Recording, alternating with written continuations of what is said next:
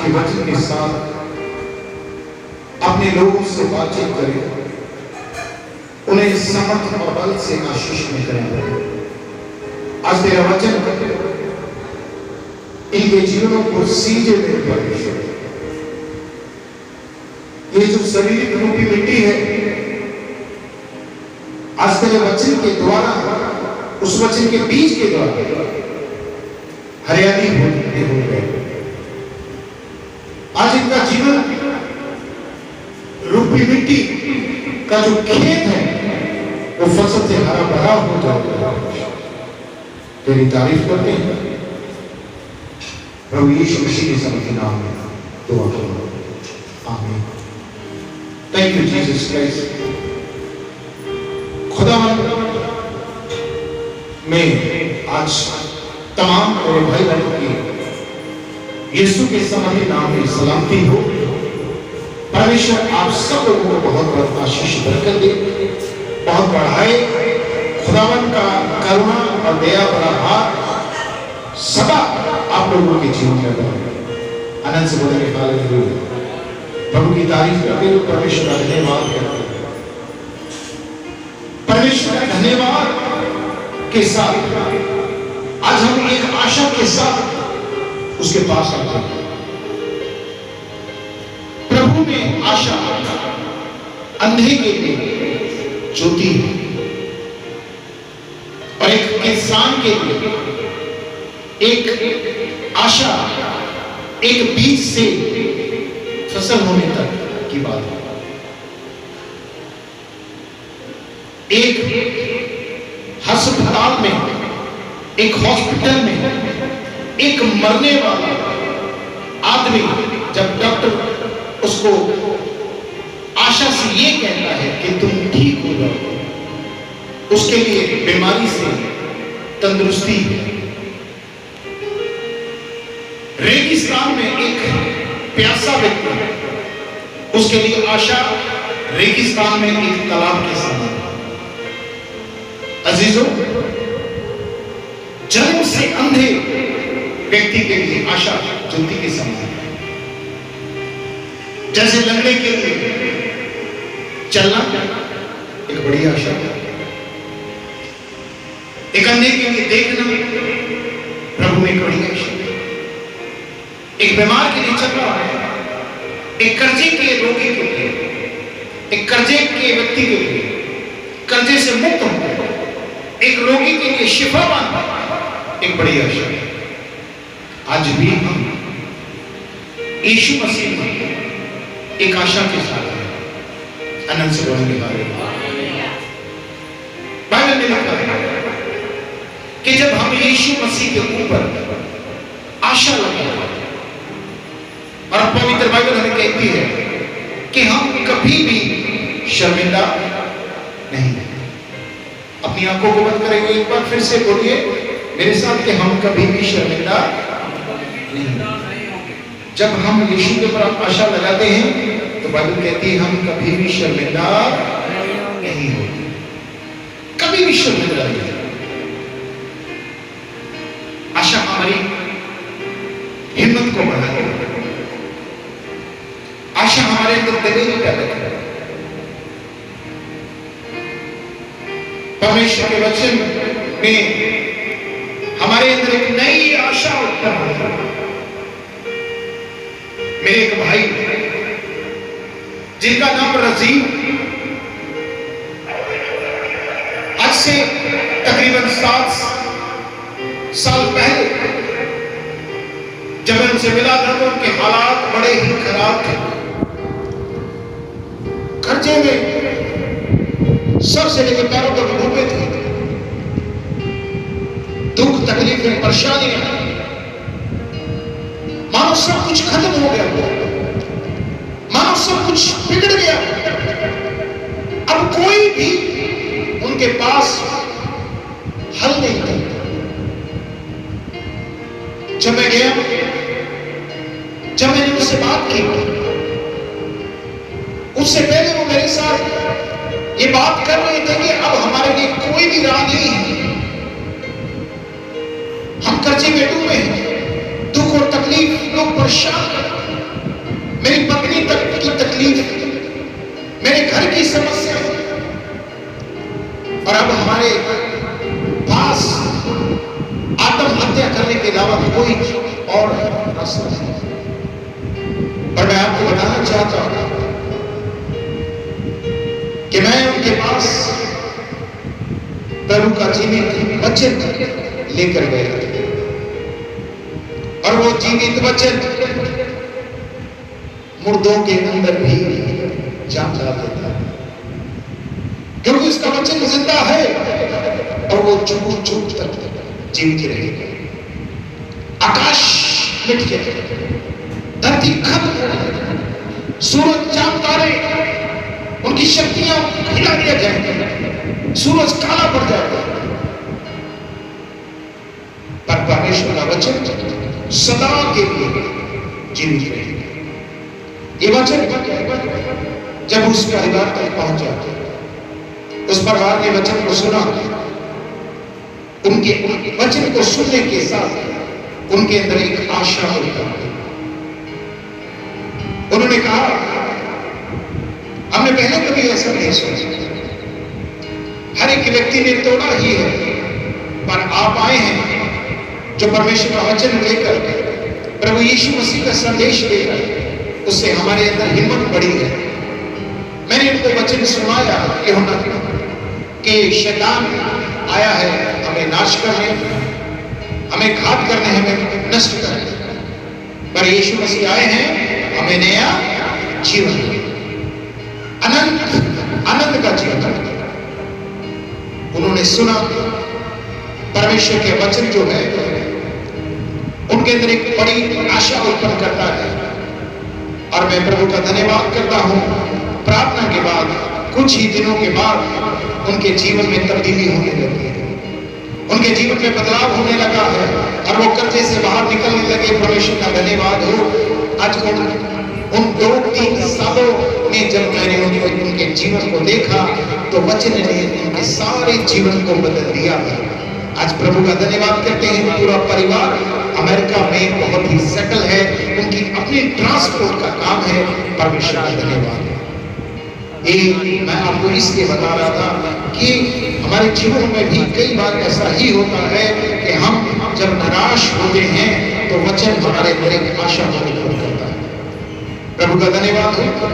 ऐसे ही मैं आपको एक वचन के साथ और रूबरू करता हूं। हम अगर प्रभु का वचन यूहन्ना में पढ़ते हैं,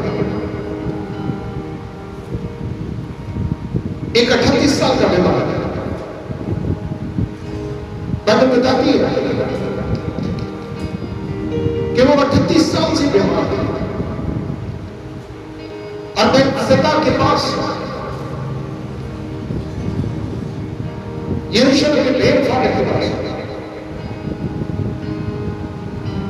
बैतसैदा कहलाता था। और बैतसैदा के पास एक कुंड था। उस कुंड में, कुंड के आसपास बहुत सारे लोग बीमार बैठे थे। जब बीमार बैठे और बाइबल बताती है कि स्वर्गदूत आते हैं और उस कुंड के पानी को हिलाते हैं और उस हिलते समय जब कोई भी उस पानी में बीमार गिरता है, बीमार उस पानी में जाता है तो वो चंगा हो जाता है। बोले हालेलुया। ऐसे ही बहुत सारे लोग पानी के हिलने का इंतजार करते हैं। जब पानी हिलता है तो बहुत सारे लोग जिनके पास कोई ना कोई भाई बहन है, जिनके पास कोई ना कोई सहारा है, वो उसको पकड़ता है। किसी बीमार के साथ 2 है, किसी लंगड़े के साथ 3 है, किसी के साथ 2 लोग हैं, किसी के साथ 1 लोग है और वहां पर बहुत सारे लोग बैठे हैं। किसी के साथ 2 लोग हैं उसको सहारा देने को उतारने के लिए, किसी के पास 1 है, किसी के पास 2 है, किसी के पास 3 है, किसी के पास 5 है, जो उसके साथ बातचीत भी करते हैं और उसको हौसला भी देते हैं और उसको बोलते हैं। जैसे पानी हिलाया जाता है वो फटाफट उसको उठाते हैं और उठा के कुंड में डालते हैं, वो चंगी हो जाती है। पर वहां एक व्यक्ति बाइबल बताती है जो 38 साल से बीमार है, ना ही उसके पास कोई दोस्त है,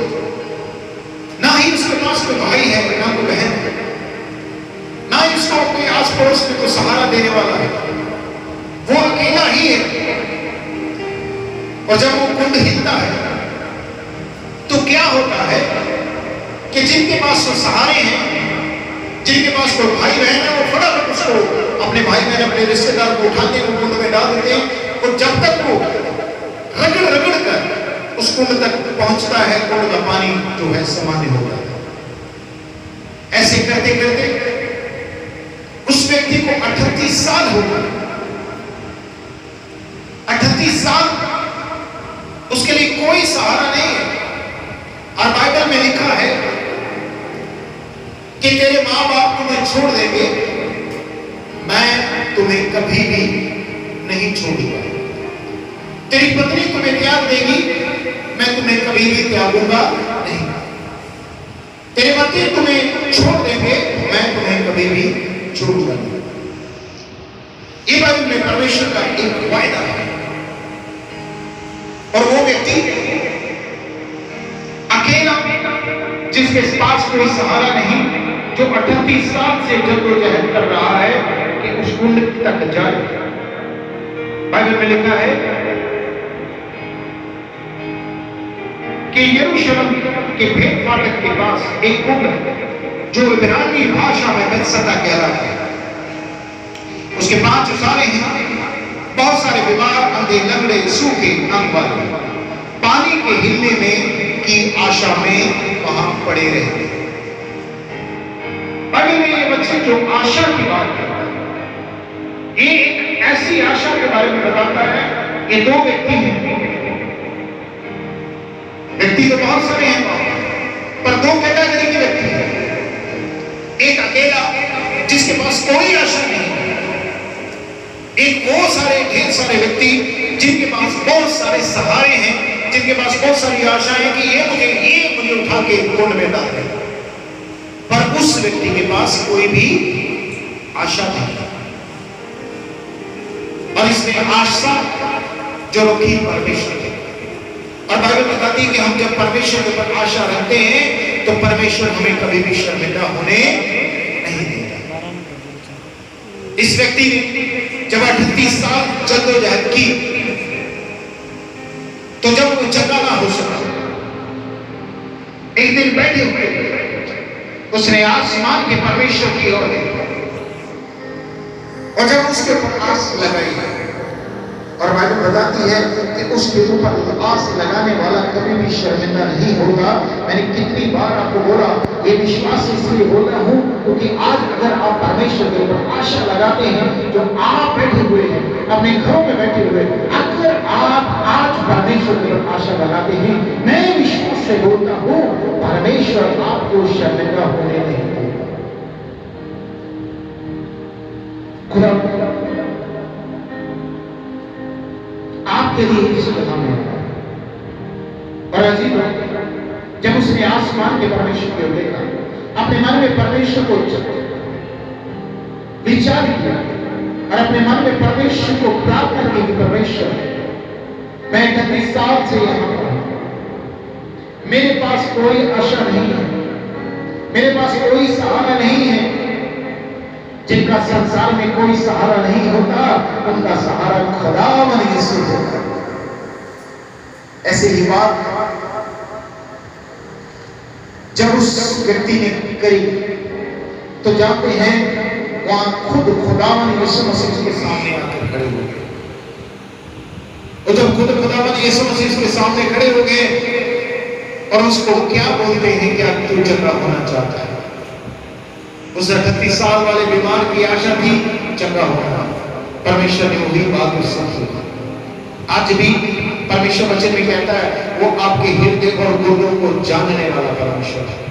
कैसी आपकी मनसा है, कैसे आपके विचार हैं, कैसी आशा आप लेकर प्रभु के पास आए हैं, और जिस आशा के साथ आए हैं, परमेश्वर आपकी जिंदगी में बड़ा काम करने वाला है।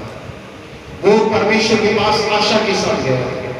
38 साल उसने आशा परमेश्वर के ऊपर नहीं रखी, अपने पैरों के ऊपर, अपने हाथों के ऊपर रखी, ताकि वो रगड़ कर उस कुंड में चला जाए। पर अजीब, संसार के ऊपर चित्त लगाना व्यर्थ है, परमेश्वर के ऊपर चित्त लगाना आशीष का कार्य है। उसने जब अपना चित्त परमेश्वर पर लगाया, 38 साल के बाद जब उसने अपने हृदय में परमेश्वर को याद किया, बाइबल बताती है स्वयं खुदावन यीशु मसीह उसके सामने आके खड़े हो गए और परमेश्वर उसको कहते हैं, क्या तू चंगा होना चाहता है? मैं उसी विश्वास से आज आपको भी ये बोलता हूं कि प्रभु आपसे पूछते हैं, क्या आप चंगा होना चाहते हैं? हो सकता है डॉक्टर ने आपको जवाब दे दिया, हो सकता है कि आपने किसी से उधार मांगा हो तो आपको किसी ने जवाब दे दिया, हो सकता है आपकी मुसीबत में किसी ने मदद ना की, हो सकता है कि इस लॉकडाउन के दरमियान, महामारी के दरमियान किसी ने आपको राशि प्रोवाइड ना किया हो सकता है किसी ने आपकी सुधी ना ली हो। पर मैं आज आपको विश्वास से बोलता हूं, अपनी आंखों को बंद कर आज यीशु को याद कर। उस 38 साल उस भाई ने 38 साल यीशु को याद नहीं किया। 38 साल के बाद उसने यीशु को याद किया और बाइबल बताती है यीशु उसके सामने आके खड़े हो गए, यीशु से बातचीत करने लगे, यीशु से कहते हैं कि तू चंगा होना चाहता है। आज अजीजों, जब आप भी अपने हृदय को खुदावंद के लिए खोलेंगे, आज जब आप अपने हृदय को परमेश्वर के लिए तैयार करेंगे तो परमेश्वर भी आज आपसे बातचीत करेगा। जब आप हो सकता है संसार से आज नाराज हो, अपने परिवार से नाराज हो, अपने बच्चों से नाराज हो सकता है किसी बीमारी से आप नाराज हो गए, हो सकता है कर्जे से आप नाराज हो गए, हो सकता है किसी तकलीफ से नाराज हो गए, परंतु कलाम के पर अपना चित्त लगाएगा। वचन कहता है वह तेरे मन की इच्छाओं को पूरी करे, भजन संहिता, और वह तेरी सारी युक्तियों को सफल करे। आप परमेश्वर के ऊपर अपना ईमान रखें, धन्यवाद के साथ शुक्रगुजार करें। और बाइबल में लिखा है जो कुछ तुम प्रार्थना में विश्वास से मांगोगे वह सब तुम्हें मिलेगा। आज आप विश्वास से जो प्रार्थना करते हैं, उसने हृदय से विश्वास से प्रार्थना किया, परमेश्वर ने उसको चंगाई देने के लिए खुद आ गया। आज आपकी जिंदगी में यीशु आना चाहते हैं, यीशु आपके द्वार पर खटखटा रहे हैं। आज आप प्रार्थना करते हैं, धन्यवाद करें, यीशु को याद करें, उसकी तारीफ करते हैं, उसका धन्यवाद करते हुए, उसकी स्तुति करते हुए, उसको याद करते हुए परमेश्वर आज आपकी आवाज को सुनना चाहता है। जैसे उस व्यक्ति ने 38 साल के बाद यीशु को पुकारा, यीशु स्वयं उसके सामने आके खड़े हो गए। जब आज आप पुकारेंगे, यीशु आपके लिए भी आ जाएंगे, क्योंकि उसने बोला है विश्वास करने वाले के लिए सब कुछ हो सकता है। प्रभु आपके लिए तैयार है, आप अपने हृदय के दरवाजे खोलो। धन्यवाद के साथ आपकी कोई भी समस्या, कोई भी परेशानी, कैसे भी हालात है, कैसे भी दुख है, कैसा भी कर्जा, कैसी भी बीमारी है, कैसी भी समस्या है, आज आप अपने हाथ को उठा के यीशु को पुकारो, यीशु को पुकारो, यीशु को पुकारो, प्रभु यीशु मसीह को पुकारो। प्रभु यीशु मसीह आपकी आवाज को सुन सकता है। कलाम में लिखा, जहां 2 या 3 उसके नाम में इकट्ठे हैं, उनके बीच में 2 मौजूद है। इस समय परमेश्वर आपकी आवाज को सुन रहा है, आपके हृदय की प्रार्थना को सुन रहा है। जब उस 38 साल वाले व्यक्ति ने हृदय से प्रार्थना की, परमेश्वर ने उसकी प्रार्थना को सुना। प्रभु ने उसको कहा, उठ, खा खुदा और चल जा। जो 38 साल ठीक ना हो सके, वो 5 मिनट में ठीक होकर चले गए। ऐसा ही आज अपनी जिंदगी में बड़े काम करें। हो सकता है कि 2 साल, हो सकता है 10 साल से जो काम ना हुआ, हो सकता है 15 साल से जो काम ना हुआ, हो सकता है 5 साल से जो काम ना हुआ, हो सकता है 7 साल से जो काम ना हुआ, वो आज होने वाला है। हो सकता है 2 साल से जो काम ना हुआ हो, वो आज होने वाला है। हो सकता है 20 साल से जो काम रुका हुआ हो, वो आज आपकी प्रार्थनाओं के द्वारा होने वाला है। हो सकता है 6 साल से जो काम रुका हुआ हो, आज यीशु को पुकारने के द्वारा आज वो काम होने वाला है। तारीफ करते हैं। धन्यवाद मेरे, धन्यवाद मेरे यीशु जिंदा है।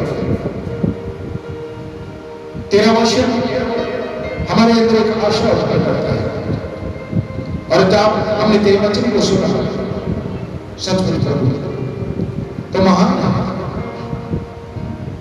तो मन की युक्ति को जानने वाला परमेश्वर है। और जितने लोग ऑनलाइन होकर सुन रहे हैं, मेरी प्रार्थना है